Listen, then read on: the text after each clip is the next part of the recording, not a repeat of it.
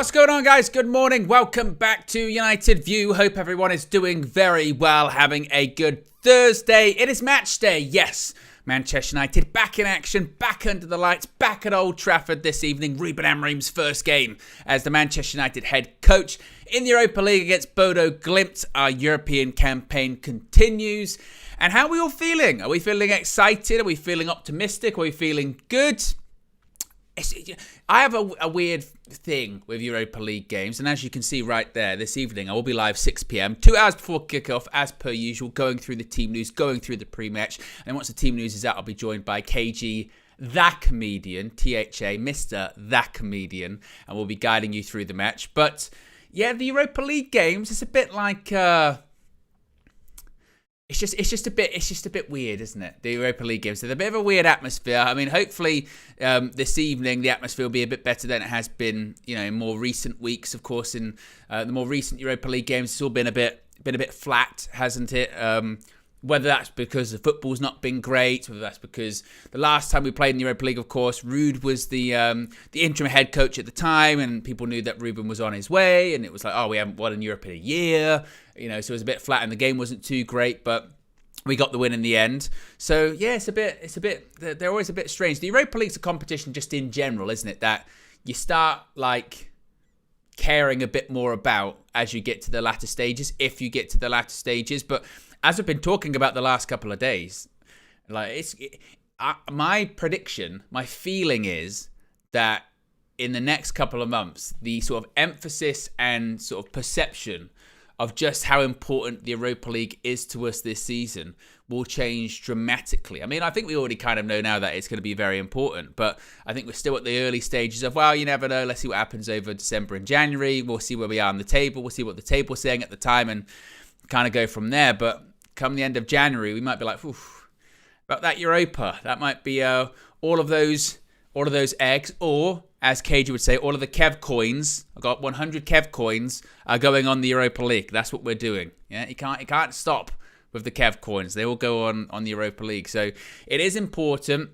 It's important to get into the part of the league where you want to go through automatically, as opposed to being in the playoffs. I tell you what, as well, is really interesting, isn't it? Is looking at the Champions League over the last two nights and seeing some big teams actually be in danger, of going out in this league phase. I thought the whole point, well, there was several points of UEFA introducing this new league phase. One was to combat the concerns of the Super League, was to get more games, more television revenue, sponsorships, etc., etc., etc. Have bigger teams play each other more consistently and more frequently.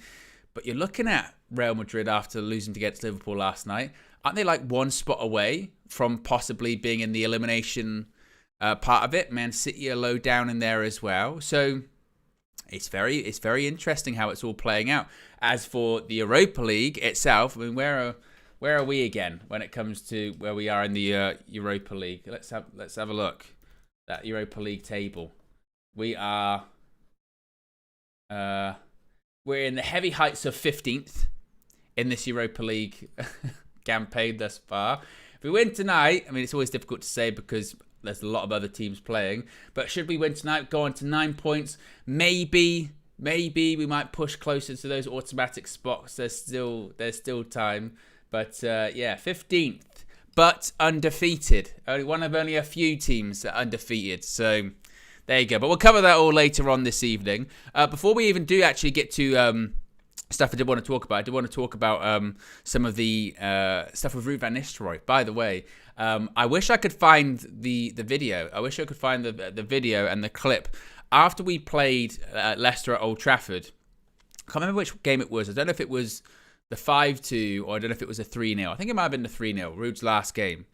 Flex was doing some of his fan views outside of Old Trafford, and you had Leicester fans coming up to him saying, "We'll take Ruud.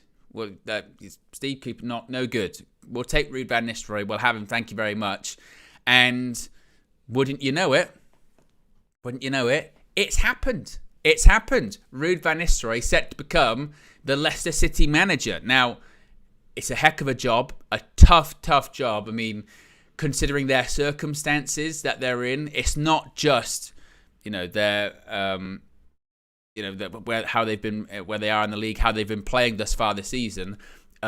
They are incredibly. I mean, I'm pretty sure, I don't know if this has happened yet, but there was a lot of talk about, about sanctions and possible points deduction because they really put all of their eggs in one basket to get back up into the Premier League last season, and there was a lot of stuff going on there. But congratulations to him. Great to see him in the Premier League. I think that's what a lot of United fans had hoped coming out of his spell as the interim head coach and just being a coach for United as well this season was, well, I hope he does get a good job out of it. I hope it's not one of those ones where he's, where he then is not in work for 18 months or he's not in work for, a couple of years. We just don't really see him in England again. He's off coaching in Europe. So to see him in the Premier League is great.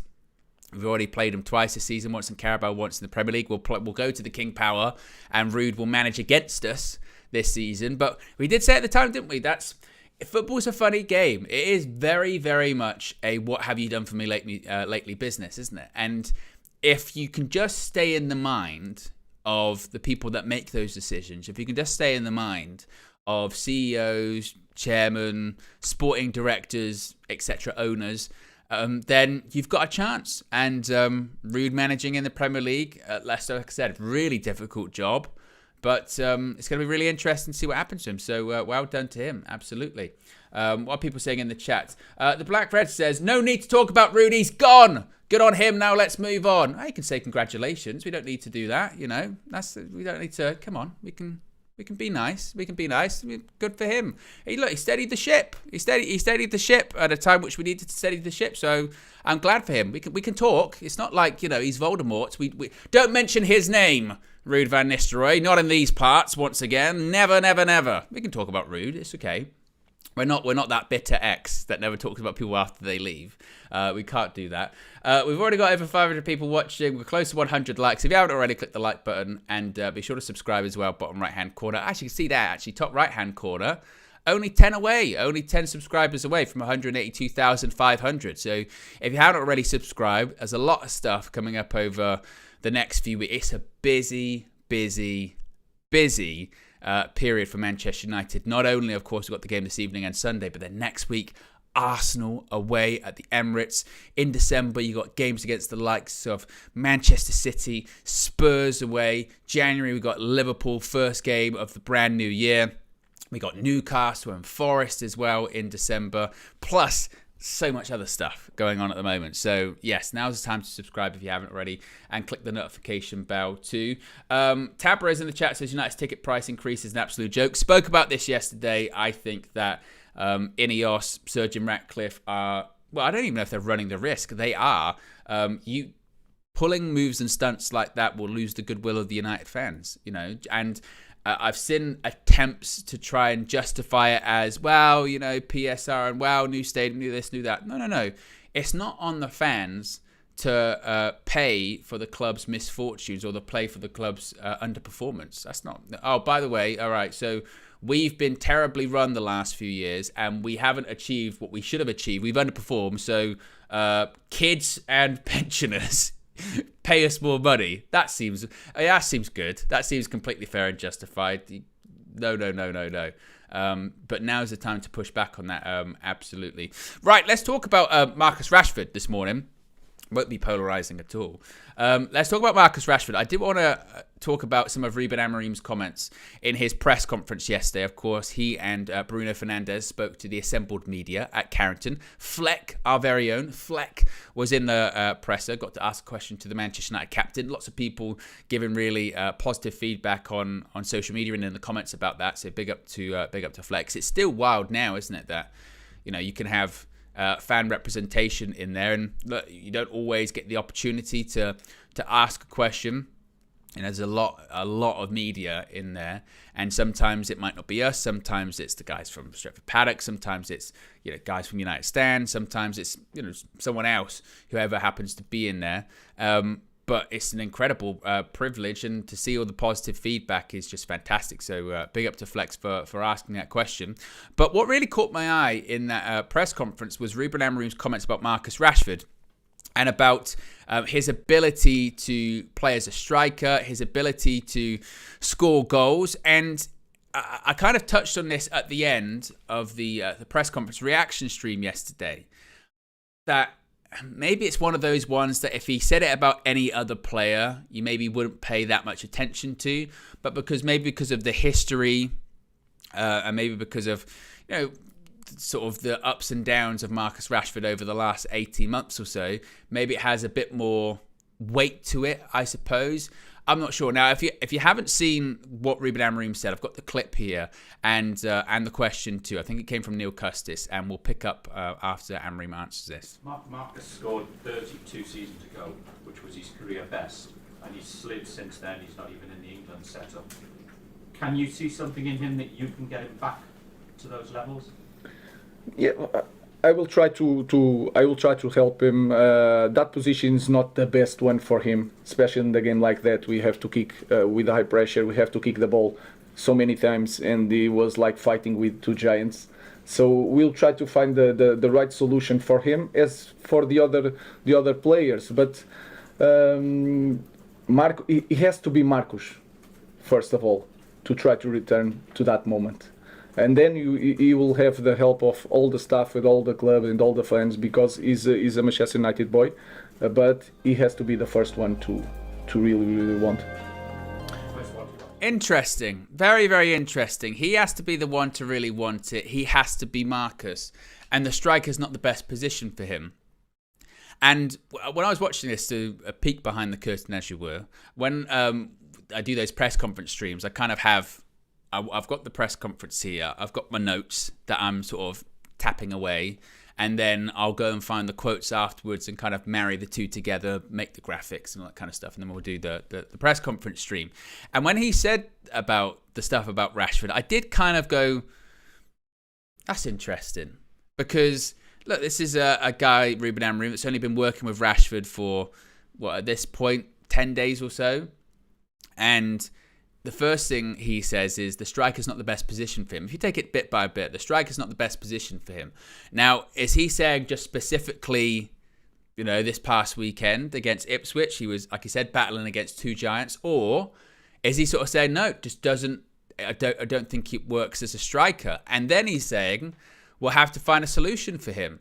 And I went, that is really, really curious, because in the international break, that long-fabled international break that lasted 2 weeks, when it felt like all we talked about was system, all we talked about was 3-4-3, all we talked about is Ruben Amorim's best 11, where do people fit, who fits into wing-backs, who fits into midfield, who fits into the inside 10s, who plays a striker. When we spoke about Marcus Rashford, it felt like we all just went, well, it feels like the most obvious place for him to fit into that system would be the striker. But even then, I think rightfully so, people had the reservations of, but it doesn't really fit. It doesn't, because look, he plays on the wide left. That's where he's played.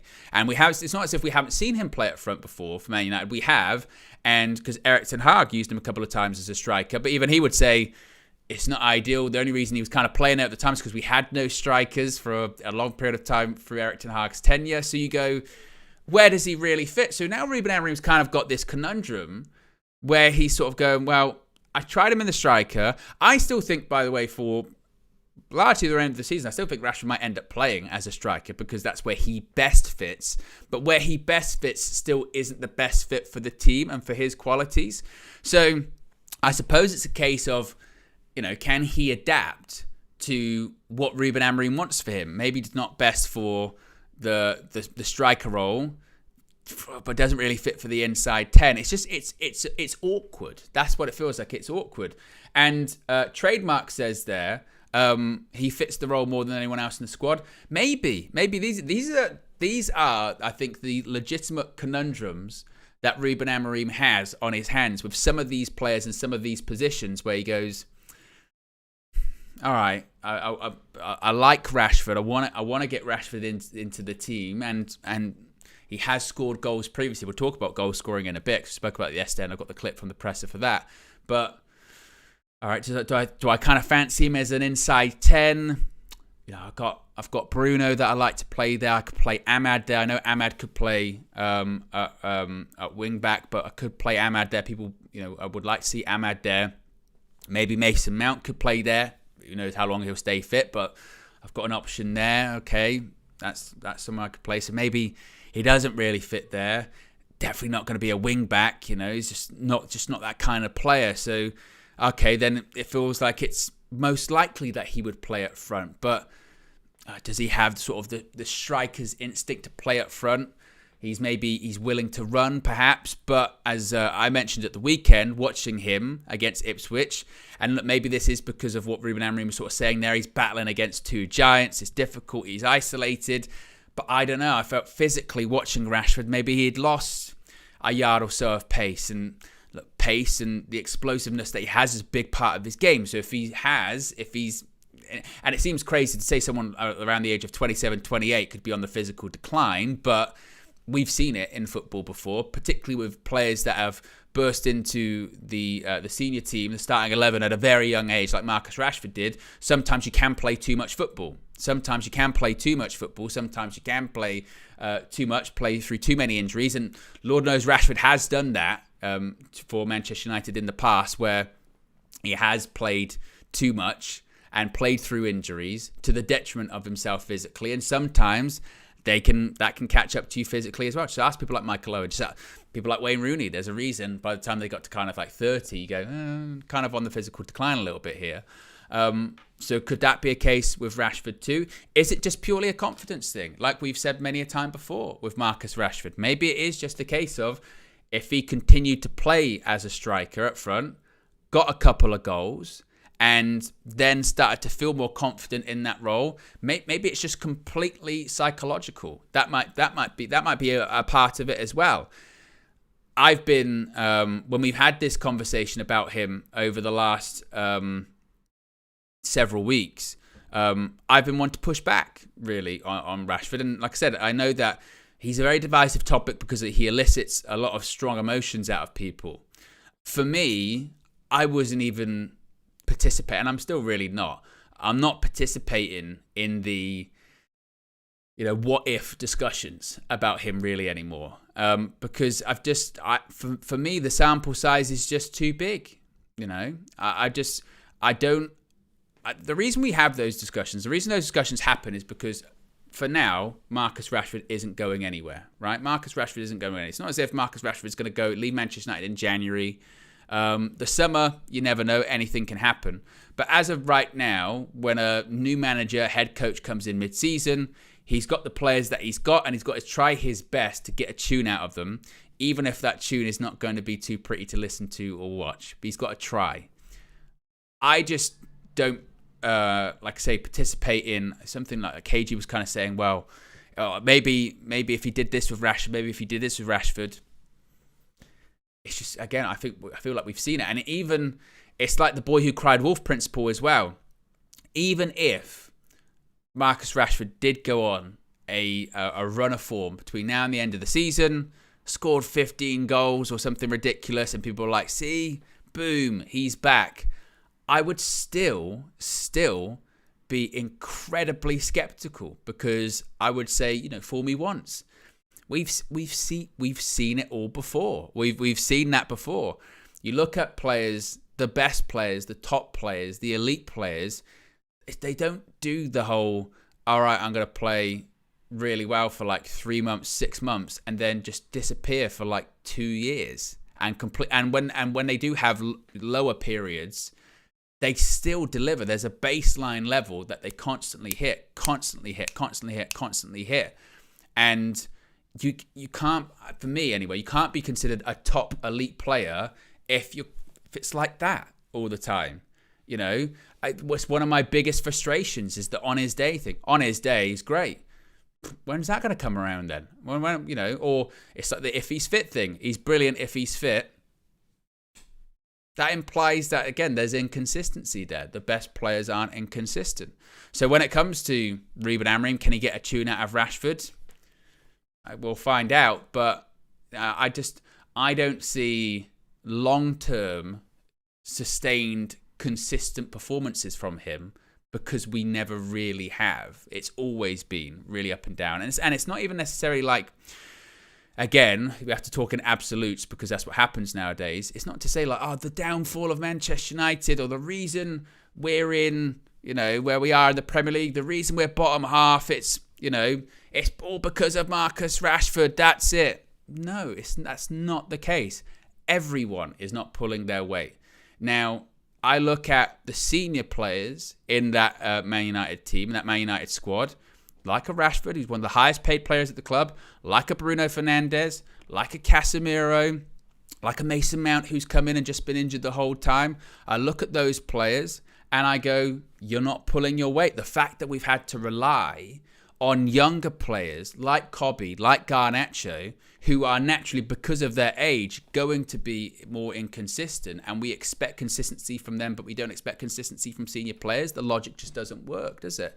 So and that's also the thing with when you talk about Rashford. Then suddenly people get very defensive, and I'm sure if I turn to the chat, there'll be a couple of like, well, you talk about this player, or talk about that player, or talk about that one.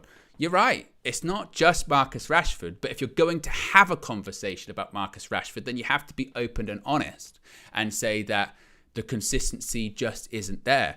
Just like the consistency isn't there with a lot of players in the Manchester United side, but they haven't been there as long, and maybe they're not of the age where you're expecting that level of consistency too.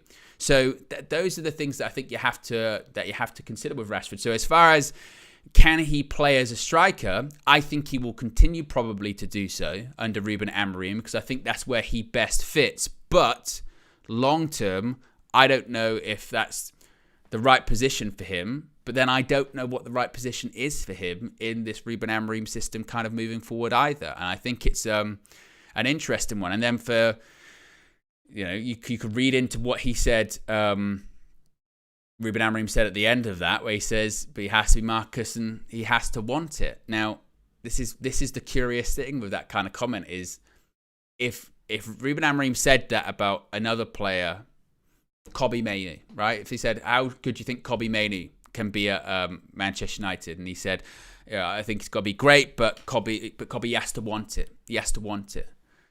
We probably wouldn't pay that much attention to it. We'd go, that's just talking about a young player, just wanting it, and you've got to have that kind of tenacity and passion and commitment to succeed. We wouldn't really have this level of in-depth conversation. But the reason you have that conversation about Rashford is because there have been those accusations about how much does he want it. He's come out and written articles about how much he wants it, and then things don't really match up. Then you have instance off the field, which you go, oh, that doesn't sound like wanting it as well. So I don't know if I paid too much stock into that last bit about he has to want it. He has to be Marcus. I don't think he would make that determination after only working with him with over a week. I think that's one of those ones, like I said, that I think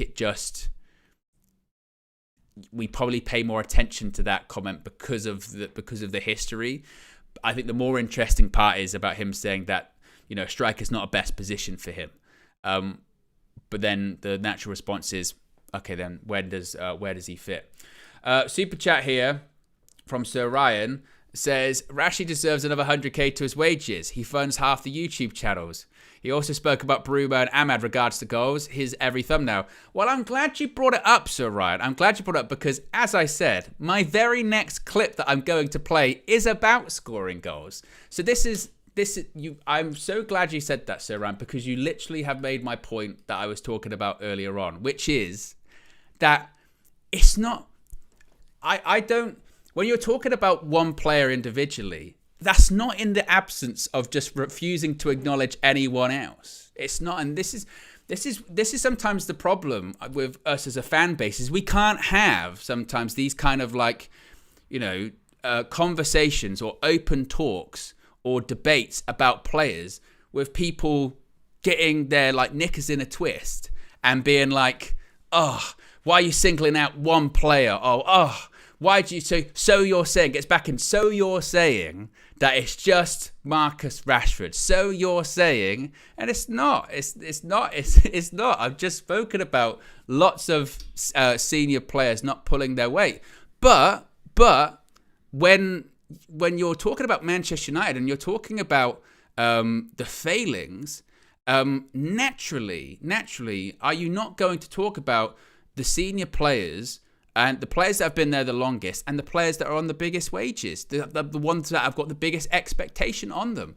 That's like talking about, I don't know, Manchester City at the moment, who aren't doing very well, and going, oh, we'll just talk about the young players. We won't talk about the senior players that are meant to be delivering and aren't delivering at the moment. Of course you would. You can't be a senior player at United on a huge amount of money, and then when people do criticize or scrutinize, go, no, come on, we can't do that. We can't do that.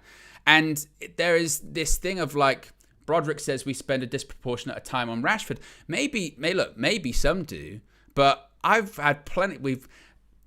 How many times we've spoken about Bruno Fernandes, right? How many times have we spoken about Bruno? Bruno. Well, no, we don't talk about Bruno like we talk about Rashford. Of course we do. How much time have we spoken about Casemiro over the last 12 months? Spoken about him loads. How many times we talk about Kobe? How many times we talk about Garnacho? How many times we talked about Andre Onana? How many times we talked about Jadon Sancho? These players, like, again, and all of them were senior players, big players that weren't delivering or weren't performing, so they get spoken about. It's not like, again, this sort of witch hunt, chase. Now, that's not to say that, again, other people don't. I remember when the Players Tribune article came out last year, I defended him and pushed back on, we've all seen them, those, like, Daily Mail bullshit headlines of Rashford goes out shopping. Who gives a shit that Rashford's gone out shopping, or Rashford parks his car?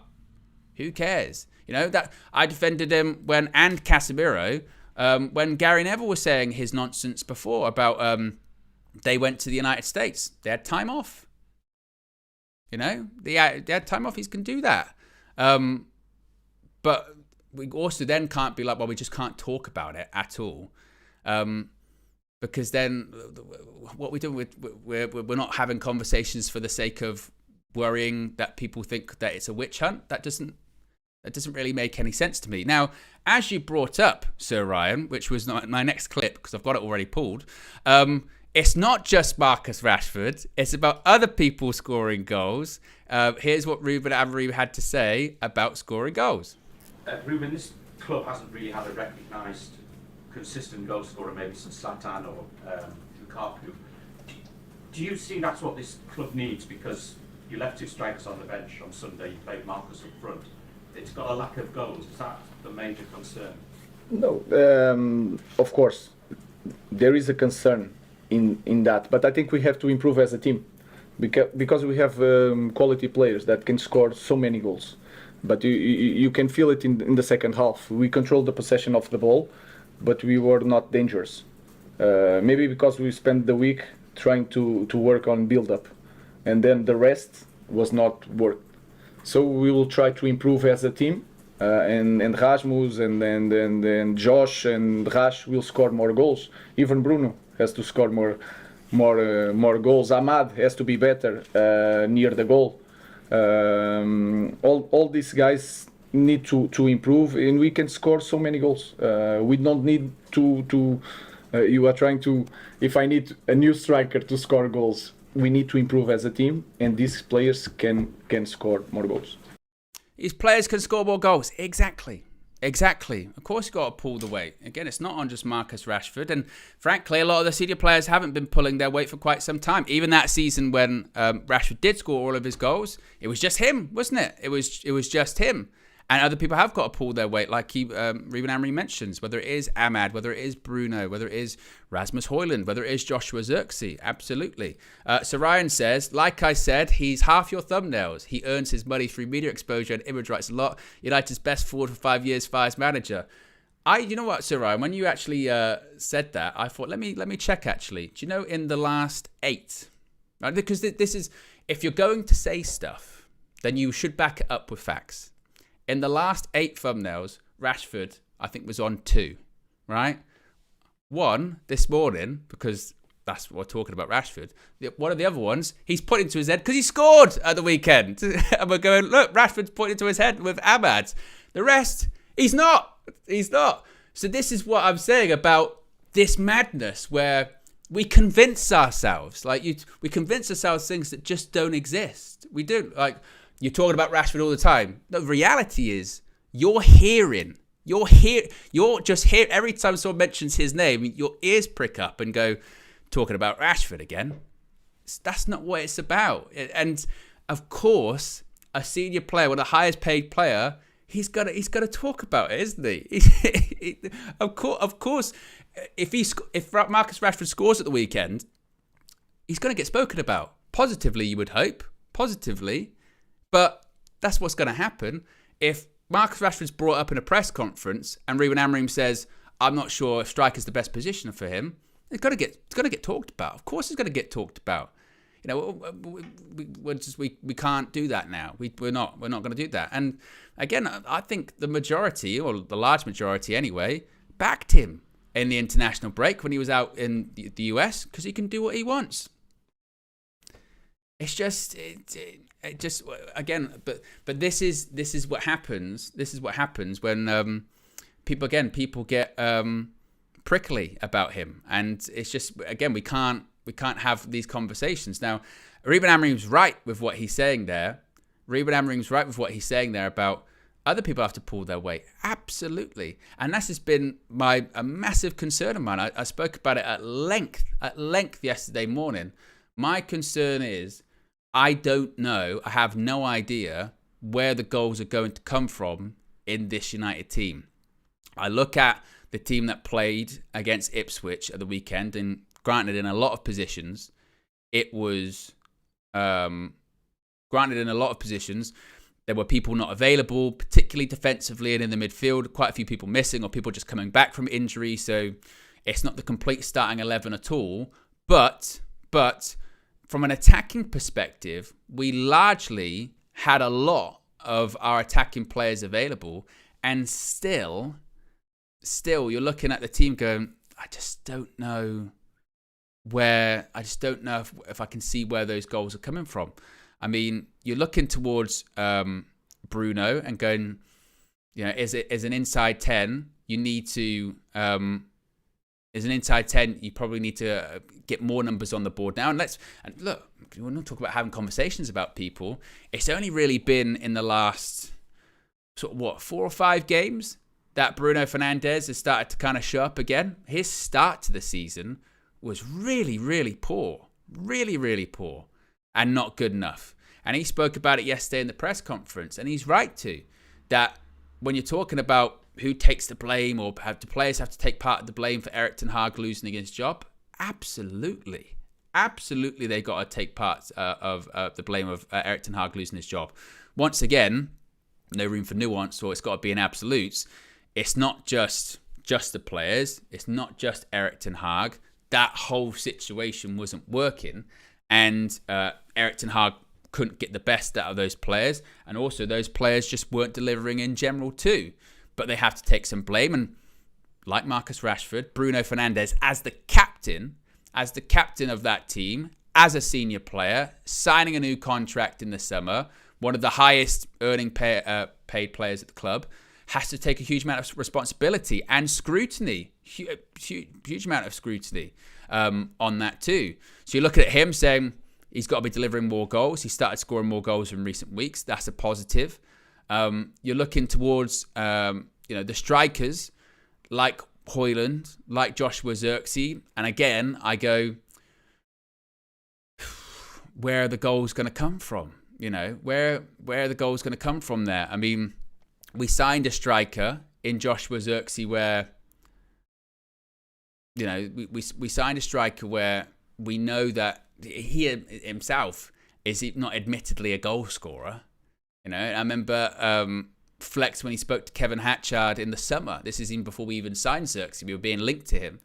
And he was saying, you know, he's an interesting player because score a load of goals, tall, not particularly quick. And I think that last bit was probably the understatement of the century, not particularly quick. So when we bring him in, and he's not scoring goals, we're like, oh, he doesn't score goals. Oh yeah, but we knew he wasn't going to score. We knew he wasn't going to score goals. So once again, you have the same conversation, a bit like with Rashford, with Xerxes. You go, okay, in this new system, where does he fit? Does he fit as the 10? And jury's still out with him, because I think you have to give a player a season. You can have initial kind of thoughts or conclusions, but I do think you have to give a player a season at least. So with Xerxes, it's going to take that. That's going to, are we going to rely on him for goals? Probably not. Then you go onto Rasmus Højlund, and you go, I mean, for me, when it comes to Højlund, my kind of determination on him is that he's young. He's young, and right now, I don't see Rasmus Højlund as that lead the line for Manchester United, score 20 plus goals a season, consistently scoring goals. I just don't see him as that kind of player. He might become that player. Now, I'm not going to say that's impossible for him to become that. Striker, the number 9 position is a funny position in football, because a player, form's a funny thing in football, particularly when it comes to strikers. There have been so many strikers in Premier League history, and we've all seen them, that have like a season or a couple of seasons we go, bloody hell, like they just could not stop scoring goals. They're unbelievable. Couldn't stop scoring goals. And then they just stop, and they never really score goals that much again. You go, oh, actually, maybe they weren't that good. Maybe they were just on form. Some players, for 3 or 4 years, you go, don't know about them. Don't know about them as a striker. Don't know about them as a number 9. I'm not sure if that's going to work out. And then it feels like one day they just snap into life, and suddenly they're goal scoring machines, and then they're like that for the rest of their career. And you go, bloody hell. They're amazing. They can't stop scoring goals. Look at it. Sometimes it's just the right system, the right environment. Sometimes something clicks. Sometimes it's physical. They like physically just fill out. And that's why I say with Højlund, those conversations are a bit more different, because he is still young. And it could be a case of by the time he gets to 25, right? Maybe then he does snap into it, which is fine if he was afforded or allowed that position to develop and he wasn't essentially the starting striker. But because we don't have a senior striker, because we don't have that consistent goal scorer now, that kind of role has been put onto Rasmus Højlund. And as of right now, who knows what he'll be in the future, but as of right now, he's not that. As of right now, Rasmus Højlund is not that guy that is the lead the line, score all of those goals. He's not that right now. Future, who knows, yet to be determined. But right now, he's not that.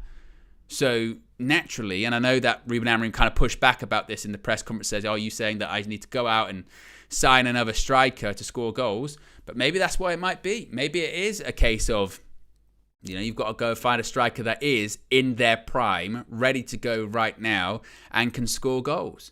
Because you look at where we are in the Premier League, I was looking at it yesterday, there's only 2 teams in the Prem that have conceded less goals than us. Our defence, or our goals conceded, are really not that much of a problem for us at the moment. And that's huge credit, I think, to Andre Onana in goal. Arguably been our player of the season. He's been absolutely brilliant.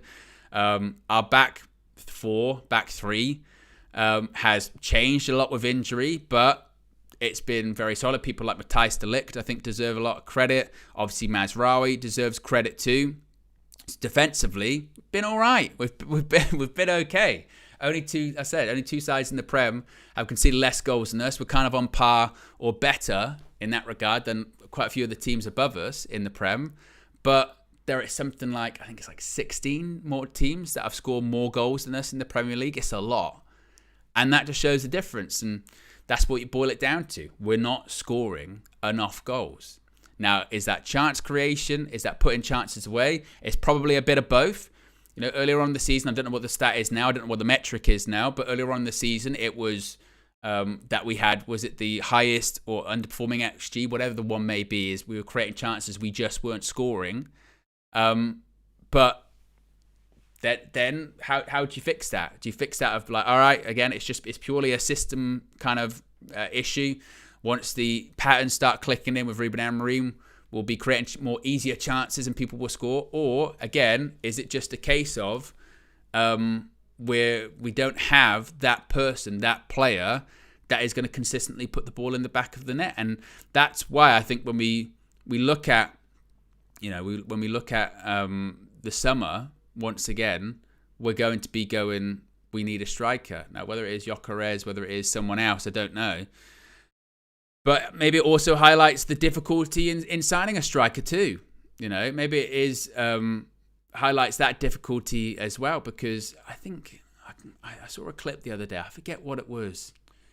It was some, when you're scrolling through Twitter or Instagram and one of those videos, and it was one of these podcasts with ex-players on, and they were sort of saying that the sort of era of the number 9, the true proper striker number 9, just doesn't exist. I think it might have been Rio, actually, when Rio was saying, I walked out at the San Siro and I was up against like Zlatan, or I walked out in Turin against Juventus and it was Del Piero and Trezeguet, and sort of, or Filippo Inzaghi at AC Milan, or just, and we used to have it in the Premier League all the time. Top strikers. Like every team had a proper, bona fide number 9, scored goals, and it just feels like that position has just kind of been lost, hasn't it? Like there aren't many out-and-out, proper, true number 9s that are there anymore. It shifted, didn't it? And maybe it shifted because of the era of being in the sort of Ronaldo, Messi era of those sort of players that played out wide, scored those goals. I mean, eventually they kind of come in. But it's almost like that position's kind of just been a bit lost.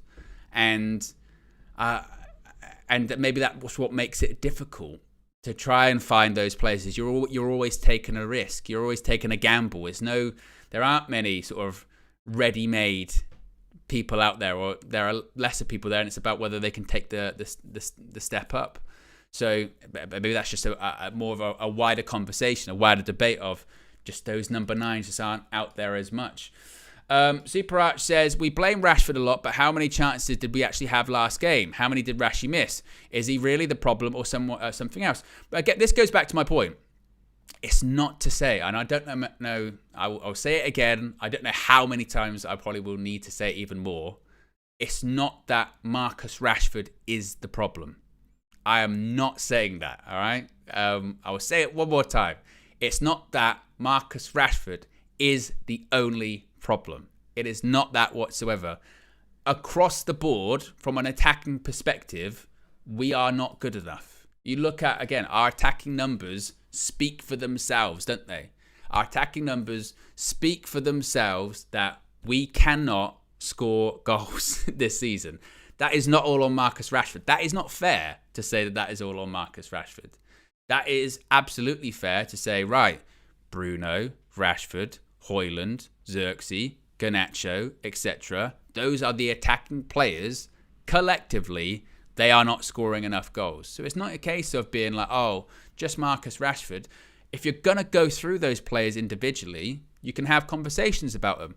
I said I've got my reservations about Rashford. I've got reservations about Rasmus Højlund. I think with people like Garnacho, for example, I think he's overplayed. I think that goes back to senior players not delivering and having to put more pressure on younger players and expecting that they're going to deliver when they're going to be more inconsistent.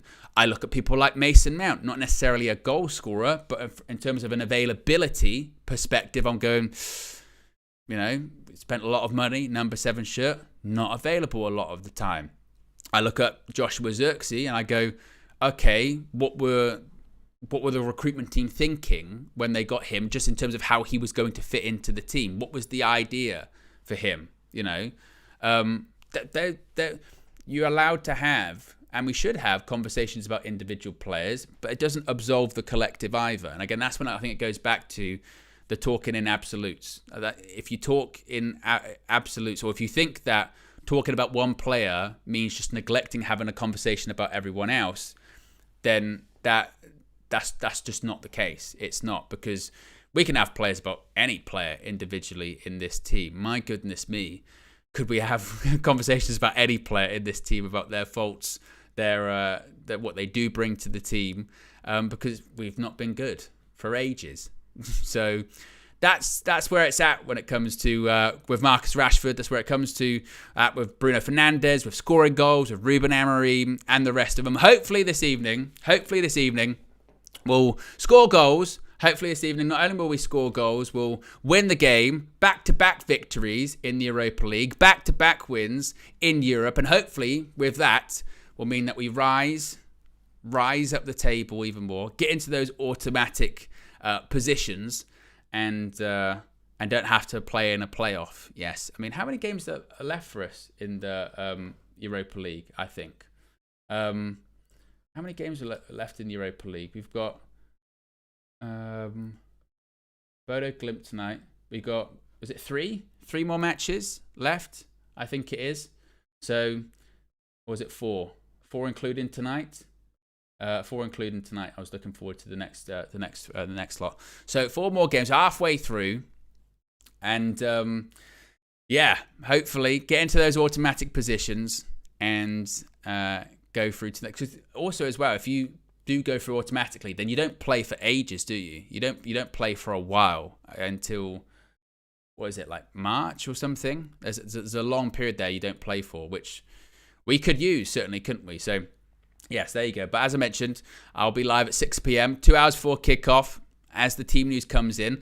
I tell you what, was really actually interesting for the last game. The pre-match is so interesting on match days now, because social media being what it is, Manchester United being what they are, the leaks are always out. The leaks always out, and always stuff's going on. And we have this sort of normal reaction to it where we don't learn our lesson at all, because the leaks come out and we go, that's not true. That's not true. It's not going to happen. That's not true. And it always is. Like it was like on Sunday, team news came out, this is going to be the team. And immediately is, no, it's not what it's going to be. Absolutely not. You'll see it is not going to be that. And then you might have like a broadcaster, like say like Sky, come out and say, oh, we think it's going to be this. And they go, well, Sky said this. Game kicks off. That's what that leaks. That's what the leak said. The leaks are very rarely wrong when it comes to team news. So when they come out, we'll be discussing them pre-match. We'll be talking about them pre-match. Of course, as I mentioned, I'll be joined by KG, that comedian. Flex will be there. He's already in Manchester. That's why he's not with me this morning. He's already in Manchester. So he's going to be there, of course, and we'll get his reaction after the game too. Hopefully we'll get maybe chat with a Manchester United player in the mix zone or something like that, or failing that, be in the press conference again with Ruben Amorim, hopefully after a European victory, and we can go from there. So yes, I'll be live 6 p.m, 2 hours before kickoff. Be sure to join me and KG, that comedian, before then. How many likes did we end up at too? Not even 300. Hey guys, yeah, not even 300. We can do better. We can do better. On the way out, if you haven't already, click the like button. Be sure to subscribe as well whilst you're at it. And also be sure to check out all of the content that came out yesterday. There was a lot of stuff coming out yesterday. There was obviously press conference. There was press conference reaction stream. There was also Flex's match preview. Flex's preview at Carrington, involved with the players at the opening training session. Lots of people really enjoying that. So if you haven't checked that out, check all that stuff out. And as I said, I'll be live with KG, that comedian, later on this evening. I'm out of here. Peace.